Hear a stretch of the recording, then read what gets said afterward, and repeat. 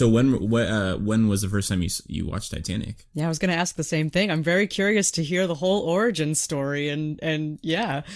So it's really funny because when you reached out to me, Brittany, and was like, "Can you do this scene?" I was like, "Oh my god, this is this was my entry point to Titanic."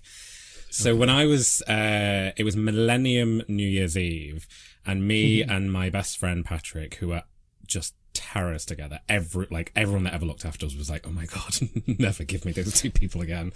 And so Millennium New Year's Eve, my friend's mum just had enough of us. She just was like, just shoved us in front of a TV and she was like, "Just watch this," and just switched on the TV, and it happened to be that shot of Titanic just before the lights kind of flicker out, and I just was completely gripped. And it's funny because my friend's mum, Anne, who I'm obviously really good friends with now, and she's been the second mum in my life, you know, that kind of figure. Like, she's always been there. And she had not seen Titanic until I was like, right, it's back in cinemas for its 25th anniversary. You've got to come and see it.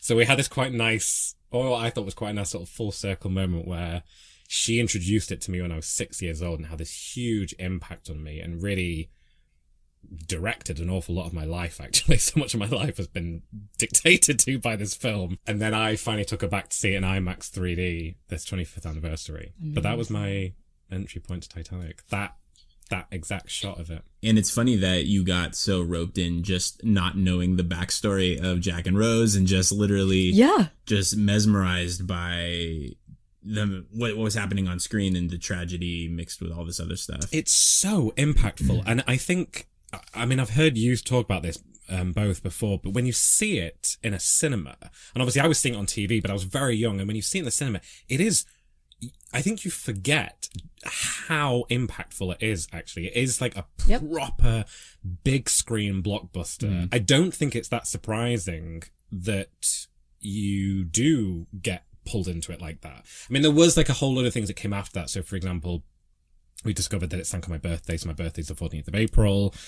We then discovered that my 18th birthday would be 100 years to the day that it sank. Like all these, so there were then kind of weird things that sort of happened afterwards, and then I got into the ship and I moved to Belfast. I worked at Titanic Belfast, the Titanic exhibition. So it very quickly kind of consumed my life. But so when did you